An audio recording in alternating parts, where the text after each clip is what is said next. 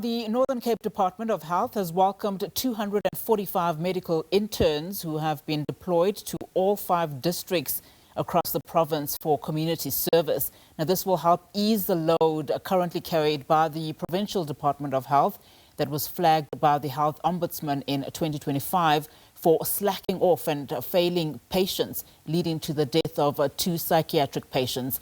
SABC News reporter Keith Sayster has more for us. We're coming to you live here from the Department of Health here in Kimberley. Now, this morning, over the past couple of days, 244 interns and specialist health professionals have been deployed in the province. Around about 26 or so of them in the Kimberley area, only the Francis Baard district. With me, I've got Dr. Alistair Kantani. He's the acting head of department for the Department of Health. And I'm going to speak to him about these 244 ComServes that have been deployed over the province and how that would help the health department in the province at the moment.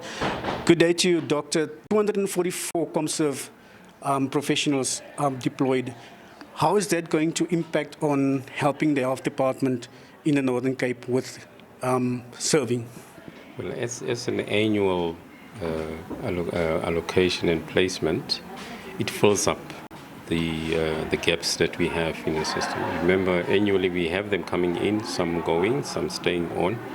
But we're always excited at this time of the moment because we're getting them in big numbers to be able to fill up those empty, vacant positions. And we're hoping that, which always has been the experience, that some of them stay actually over for a long time. And we are able, in some instances, we are able to appoint them into vacant positions. But these are professionals across all disciplines. We have the allied health professionals, physiotherapists, dietitians, occupational health therapists, radiographers, and some medical doctors and nurses also. So how difficult has it been over the years to retain these professionals, specifically if you look at the geographical challenges that we have in the Northern Cape? Well, the difficulty is not about the retention. I think because it's a cyclical thing, annually. So we always get interns and ComServes placed in the areas of need, specifically in the distant areas of the province. So it doesn't become a problem in terms of filling up those positions because it becomes statutory positions that are now made available every year by the province and funded. So that's not a problem. The retention comes in when we now lose them at the level of being completed what we'll call this kind of training, when we'd have to retain them during the process. But it's not something that we really cry over. We're hoping and we hope that the growth and development is supported, not only for the province but for the entire country. We've got shortages in our disciplines, specialists in the areas of surgery, medicine generally, for doctors and nurses. So we always encourage them, as this is the start of their career development, we always encourage them to specialize.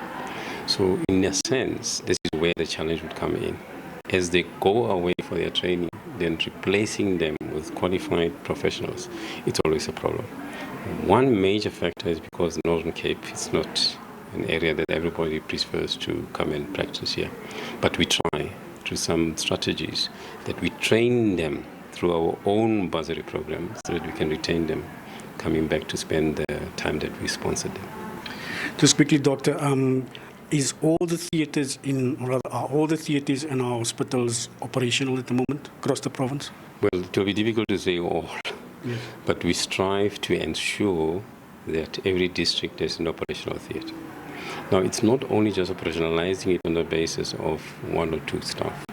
A theatre requires quite a complement of staff.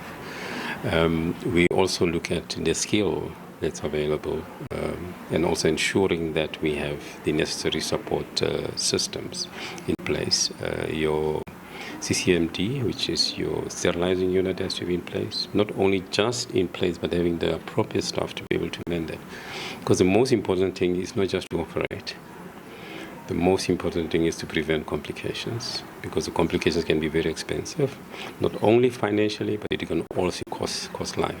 So we don't want to have people dying because we just open theatres. So we are striving towards ensuring that where a theatre exists, we make it functional. So there is a process that we're following now. We're going to have a very strict criteria to ensure that staffing is correct. But I must also mention that the challenge that we have is that your theatre-trained staff very scarce. And that's where it limits our numbers in terms of doing the operations. And that's the reason why we have backlogs across the provinces. It's because we're lacking nursing personnel, trained theatre personnel to be able to conduct the operations. Now, that's the reason for our backlog. We do have the doctors in some areas. In most cases, we have the doctors in area. I'm talking about tertiary hospitals, secondary hospitals. We do have doctors that can operate. The only problem will be not having enough theatre trained nurses to be able to help us do the numbers. Thank you very much, Doctor, for your time. There you have it, is Dr. Alistair Kantani. He's the acting head of department for the Department of Health here in the Northern Cape, saying to us that they're excited about this big amount of interns that are coming into the province, 26 of them in the Kimberley area, the Francis Bar district area only.